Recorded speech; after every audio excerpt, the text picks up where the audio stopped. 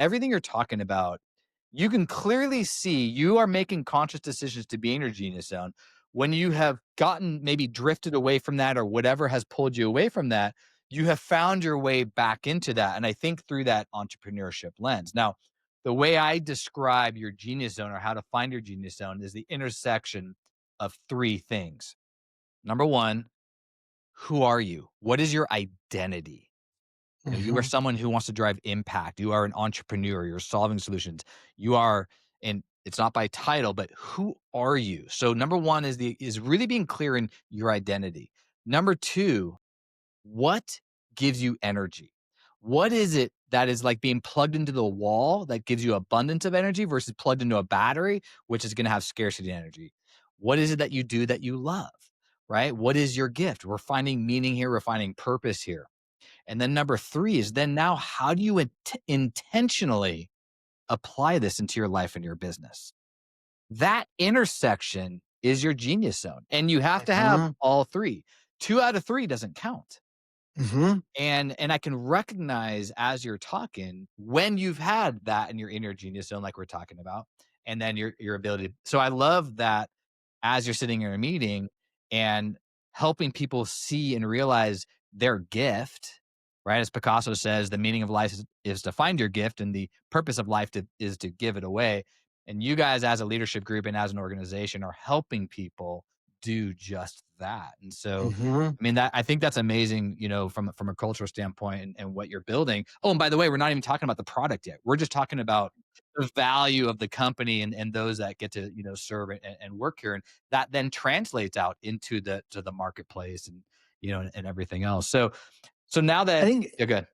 if I could just add to that, Yeah, like, please. I love that. I love that genius zone. Once you get there, it's celebrate your genius zone. Like, I get really annoyed that it feels like in the United States specifically, if I was to go out there and talk about what I'm bad at on Facebook, let's say tomorrow I'm like, I'm just so bad at this. The entire world is going to be like, oh my gosh, Ken, no, you're okay. Like they're going to come running and they're going to comment and they're going to engage and they're going to try to lift me up. And I love that people will lift you up when you're down. If I go out there and say, I found my genius zone, this is what I do really well. Oh, somebody's cocky. Somebody's full of Yeah, themselves. that's Like I so hate true. that we live in a world where we don't celebrate our strengths. And I celebrate them out loud because I'm reinforcing it in my head. Like it's okay. Cause I can give you a freaking giant list of things I suck at, like horribly bad at these things. And if I'm going to know that about myself, I need to also acknowledge those things that I'm really good at. Like even earlier when I said I'm funny, like even saying that, I'm like, I hope people don't think that I'm full of myself. No, I freaking know I'm funny. Like I know that about myself. And I could give you a list of the things that I know I rock at, just like the list of things I know I'm bad at. The trick is once you know them and celebrate these, acknowledge these, then you figure out how do we spend more time, like you're saying, in that genius zone. I'm no use to you in this office. Like unless I'm on video, like right now, I don't add a ton of value. I have a lot of vision, but I'm not gonna do the day to day. If you're mad at me for not following up, guess what? I don't. Yeah, Like, well, again, you know where your superpower is, right? And right. and maybe the ADHD mind isn't really good at following up, but we're really good at kind of No. hearing. Right. But I okay, I just gotta touch on something you just said right there. I can't let it go because you're right.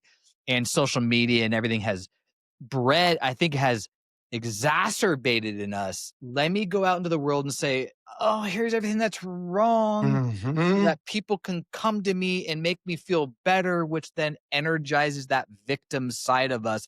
I wanna seek that out so you can make me feel better, and that's a really Mhm. bad cycle to get into. And it is a total antithesis to what you were just saying, which is, "No, here's what I'm really good at, and I wanna be confident, and I wanna share that with the world because people connect with people and people care about what you care about." But yet that can come across, like you said, am I full of myself or whatnot? And the reality is that's exactly what we should be doing because I value that you're funny. I value that we have awesome Mhm. conversations. And I look forward to, like, if I'm going to a conference, Ken, are you going to be there, dude? Like, are we going to hang out? Uh-huh. So And I feel that way about you. Like that's the cool thing. I was just before we got on this, I was looking through pictures that they sent me from speaking at Sales Mastery. And while I was doing that, I saw a picture in my phone of you and me talking. And I'm like, Dude, that's like that feels so good to me because that's what you bring to the table. When I see you, it's like, "Oh my gosh," and that should be celebrated. That Like, should I be. celebrate you, why can't you also be excited about you? That's right.